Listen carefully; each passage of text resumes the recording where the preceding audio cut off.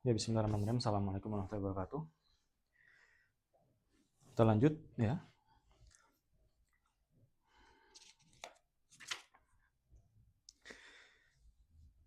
Fi bayani ma yashtaritu fi aqidain. Jadi kali ini kita membahas tentang penjelasan syarat akad gitu ya. Nah, wa yashtaratu fi aqidaini an yakuna kullu minhuma kamil ahiliyah ay baligh aqil. Maka disyaratkan harus berakal dan balik ya, balik dan berakal. Adapun yang belum berakal, yang belum balik maka tidak bisa melanjutkan pernikahan, ya, maka akadnya tidak sah. Kemudian berakal ya, maka mereka mungkin yang stroke, apalagi kira-kira yang gila, ayan gitu ya, itu tidak bisa melaksanakan akad nikah. Kemudian mukhtar atau tidak ada paksaan, tanpa paksaan, maka dari itu nikah paksa yang di luar dari paksaan wali maka tidak sah.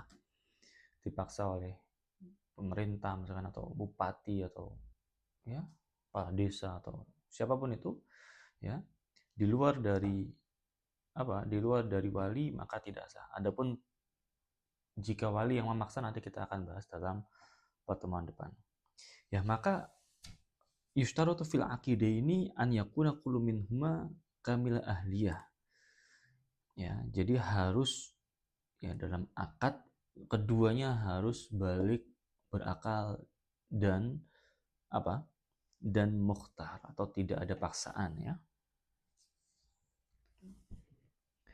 Kemudian apa hukum kira-kira nikah yang di bawah umur atau di bawah umur balik? Dalam mazhab Syafi'i jelas mutlak tidak sah akad nikah yang itu di bawah umur balik. Adapun jika ya di bawah umur balik dan diizinkan oleh walinya, maka dalam hal ini mazhab Hanafi mengatakan boleh. Jadi menurut mereka itu pernikahan sah apabila diizinkan walinya. Oke. Nah, maka dari itu ukuran dewasa di sini dalam syariat tidak ada batas minimal umur ya. Adapun siapa yang menstandarisasi batas umur minimal 17 tahun? Siapa? Barat ya, kaum liberalis.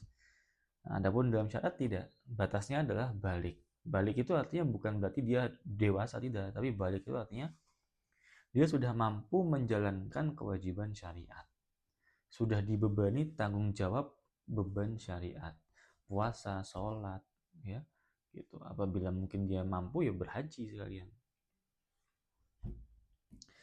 Kemudian juga disyaratkan ya, yaitu halal. Artinya halal di sini suami istri bukan suatu mahram, bukan, tidak ada hubungan mahram. Entah itu mahram. Jadi mahram ada dua. Mahram yang itu muabbadah, selamanya, bapak dengan anak, ibu dengan anak ya. Itu muabbadah, selamanya. Sesama saudara kandung ya, itu muabbadah selamanya. Dengan keponakan itu ya, itu muabbadah selamanya, tidak boleh. Nah, adapun mahram yang yang berlangsung sesuai dengan sikon atau muakota, ada batas waktunya ya, sesuai dengan sikon, yaitu mertua, menantu, anak tiri ya, saudara pasangan, saudara kandung pasangan. Maka itu berlaku sesuai dengan jika dia sudah cerai dengan istrinya ya, atau mungkin istrinya meninggal gitu kan ya, maka diperbolehkan menikah ya dengan saudari kandungnya misalkan, itu boleh. Misalkan harus sudah cerai dulu gitu ya. Kemudian fi hukmil kafa'ah. Kita masuk dalam kafa'ah. Apa itu kafa'ah? Kafa'ah itu pasangan harus sekufu. Sekufu itu artinya setara, sederajat gitu. Maka dalam hukum kafa'ah, ya, ini menjadi polemik ketika misalkan laki-lakinya, misalkan mohon maaf petani atau pedagang sayur misalkan, atau tukang beca, tukang parkir ya, kemudian dia melamar yang dokter atau dosen yang sudah tinggi kufunya. Nah, maka gimana kira-kira, gitu kan? Nah, maka hukum kafa'ah sini dijelaskan di awal kalimat, disebutkan ra'a jumhurul fuqara anal kafa'ah laisat syaraton min syurut, ya, sihhatiz zawaj, bahwasanya kafa'ah atau kufu ini bukan syarat sahnya pernikahan. Tetapi perempuan harus memperhatikan kafa'ah. Jika misalkan atau wali dari perempuan harus memperhatikan juga kafa'ahnya. Ya, jika misalkan sekufu, ya, jika sekufu maka boleh. Tapi kalau misalkan di bawah kufunya, ya, di bawah setaranya misalkan, maka apa? Maka dalam hal ini perempuan maupun keluarga perempuan boleh menolaknya. Ya, boleh menolaknya. Nah, wa innama hiya syartu luzum lizaujah wal awliya fa biduniha yanaqidun nikah. Maka walaupun tidak sekufu pun masih tetap sah nikahnya. Gitu ya. Lalu kufu ini apa, ya? Nah, maka di sini ada para ulama mazhab berbeda-beda pendapat. Imam Malik mengatakan sekufu adalah yang seagama, seislam saja sudah, ya. Islam sudah sekufu, ya. Kemudian Imam Ahmad, ya, mazhab Hambali mengatakan satu agama, satu nasab, satu huriyah atau sama-sama merdeka, bukan merdeka apa budak ya, cowoknya bukan budak gitu ya. Satu nasab artinya satu, misalkan tadi ya, kalau misalkan ceweknya dokter ya maka paling nggak cowoknya juga yang terpandang gitu ya. Nah, kemudian satu sina'ah ini maksudnya adalah tadi dalam pekerjaan gitu. Dan mereka lebih memerhatikan di apa namanya bagian tadi, nasab itu artinya qabilah. Jadi sangat memperhatikan betul karena memang orang Arab kan sangat memperhatikan sekali qabilah gitu. Kemudian ditambah ke mazhab Hanafi menambahkan al-yasar, artinya harta. Hartanya pria itu paling nggak sama atau lebih dari hartanya wanitanya. Atau al-yasar dimaksud adalah kemudahan yang diberikan oleh bapaknya dulu, ya.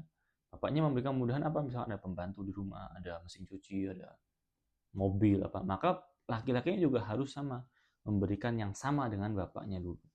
Itu al-yasar. Jadi mazhab Hanafi ketat sekali berarti. Kufunya banyak, ya. Gitu. Maka ini harus diperhatikan untuk bagi siapa? Bagi zaujah atau ya calon mempelai wanita, ya. Nah,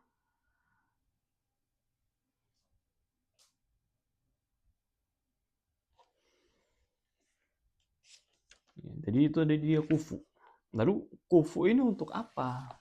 Ya, nah maka kufu ini untuk apa kira-kira kufu? Kufu ini jadi gini. Kalau misalkan wanita itu dipaksa nikah oleh walinya, maka walinya harus mencari yang sekufu, gitu, ya. Jadi walinya, misalnya bapaknya harus mencari yang sekufu. Oh anaknya dia dokter ya, maka harus yang sekufu, dokter atau pengacara atau yang terpandang. Oh perempuannya adalah pedagang, maka cari pedagang yang sekufu, yang sama. Oh pedagang apa? Dia tokonya sudah besar ya, maka yang besar. Oh tokonya baru merintis ya, maka baru merintis minimal, gitu. Itu ya. Itu untuk yang dipaksakan. Adapun misalkan yang tidak dipaksakan, ya artinya misalkan yang ada laki-laki ngelamar gitu ya, khitbah, maka hanya apa? Hanya sebatas ya yang dari keluarga perempuan melihat apakah dia sekufu atau tidak. Jika tidak, maka kalau misalkan dia nerima ya nggak apa-apa, silahkan. Jadi tidak ada masalah. Ya, jadi sebenarnya kufu ini tidak ada masalah. Ya, seperti itu. Kemudian kita masuk ke al-mabhath al-awwal fi bayanil murad bi sighatil aqd wa ma yustahabbu fiha. Ya, masuk dalam sighah akad. Al-murad bi sighatil aqd al-ijab wal qabul. Maka yang dimaksud dengan sighah atau lafaz yang terucapkan dalam akad yaitu apa? Ijab dan qabul. Ya. Ijab artinya saya menikah, ya. Qabul artinya saya terima nikahnya. Gitu ya. Ijab artinya saya menikahkan, lalu qabul artinya saya terima nikahnya. Wa qabla an natahaddas, ya. Baik. Wah, kemudian ya.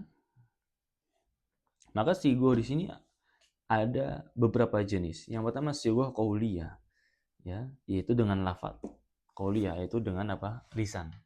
Ya, sighah ya dengan lisan.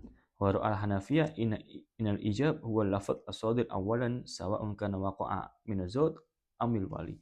Maka menurut Hanafi ijab itu adalah yang ngomong duluan gitu. Kalau misalkan yang ngomong duluan suaminya, misalkan saya nikah dengan Ananda Putri misalkan dengan mahar sekian sekian sekian. Kemudian walinya mengatakan ya baik saya terima nikahnya ya, atau baik saya nikahkan gitu. Jadi dibalik. Nah, tapi kalau misalkan menurut Imam Syafi'i ya, yaitu sighah ijab adalah yang diucapkan oleh wali. Ya, yang diucapkan oleh wali. Itu ijab. Ya. Jadi saya nikahkan Anda dengan putri saya dengan mahar misal sekian sekian sekian. Itu ijab. Kemudian qabul, saya terima nikahnya ya. Ananda putri ini dengan mahar sekian sekian sekian. Itu qabul. Adapun mazhab Hanafi enggak. Mazhab Hanafi ada yang pertama. Entah itu yang diucapkan walinya atau suaminya. Jadi Hanafi agak sedikit beda dari jumhur ya. Nah, kemudian wal alfaz allati yanaqidu biha zawaj. Wa qad ikhtalafa fuqaha fi madatil lafaz allati yanaqidu biha zawaj. Nah, lafaznya yang ya, lafaz pada saat akad.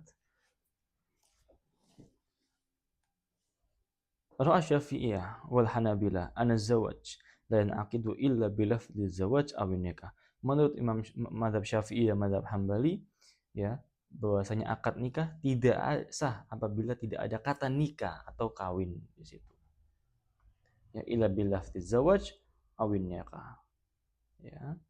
Jadi keduanya harus mengucapkan zawaj atau nikah atau kawin situ.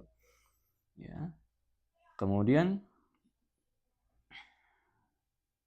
waru al-Hanafiyah wa Zaidiyah anna zawaj la yaqtasiru in iqaduhu ala lafzi tazwij aw nikah wa inna ma yanaqidu bi kulli lafdin yadullu ala tamlikil ain fil hal. Menurut Hanafi ya dan Zaidiyah mengatakan bahwasanya ya dengan lafaz apapun yang menunjukkan bahwasanya itu adalah kepemilikan itu boleh. Oke, saya miliki kamu, itu boleh. Oke, saya bawa kamu untuk hidup bersama, itu boleh. Jadi lafaz apapun yang menunjukkan bahwasanya dia istrinya adalah menjadi milik dia, itu boleh menurut mazhab Hanafi. Adapun Syafi'i dan Hambali ini pendapat yang lebih kuat ya, karena memang lebih detail gitu ya. Dan apa alasan mereka membolehkan itu? Wa hujjatuhum fi dzalika wa ana lafdzul hibah qad istakhdamahu asy-syari' fi zawaj. Ya, bahwasanya ada dalam Al-Qur'an disebutkan ya, wa imra'atan mu'minatan in wahabat nafsaha lin nabi. Ya. Dalam Quran disebutkan ya, wa imra'atan mu'minatan, perempuan yang mukmin in wahabat apabila dia menghibahkan dirinya untuk nabi. Artinya apa? Ya, artinya menikah, ya kan? Nah, maka dari itu mazhab Hanafi mengatakan, oh, ayat Quran aja ada lafaz hibah dalam pernikahan yang ditujukan untuk nikah. Maka dari itu ya sudah, berarti lafaz apapun yang menunjukkan menyerahkan dirinya atau kepemilikan menjadi boleh. Seperti itu. Ya. Adapun dari Syafi'i dan Hambali, ya, mengatakan ini lebih mensakralkan akad nikahnya. Karena akad nikah itu akad yang besar, akad yang agung, akad yang mulia, maka ya harus disakralkan. Seperti itu. Kemudian wayarul malikiyah, ini mazhab Maliki.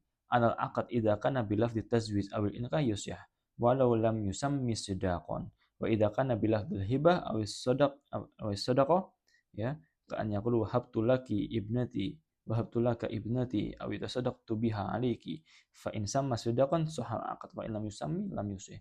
Menurut Maliki, mazhab Maliki, apabila menggunakan lafaz akad apapun, artinya lafaz akad yang menjuru pada pernikahan ataupun apapun itu selain kata nikah, ya, atau kawin gitu ya, itu diperbolehkan dengan syarat harus menambahkan sidak atau mahar, ditambahkan maharnya. Tapi kalau misalkan tidak ada lafaz tapi kalau misalkan dia menggunakan lafaz nikah atau yang semakna dengannya, ya, atau kawin atau ya, maka maka tidak perlu mahar, sudah sah menurut sebagian mazhab Maliki.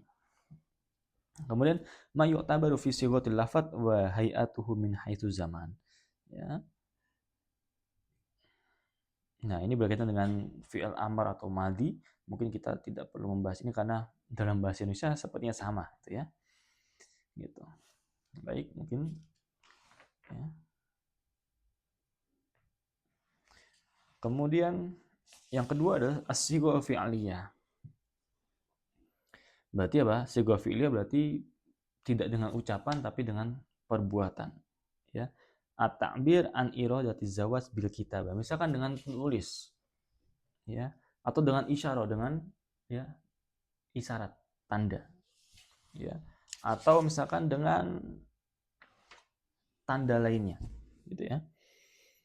Pertama, at-ta'bir an iradati zawaj bil kitabah. Ya. Menurut Syafi'iyah wal Hanabilah, ya, menurut mazhab Syafi'i dan menurut mazhab Hambali, anna nikah la yan'aqidu bil kitabah mutlaqan.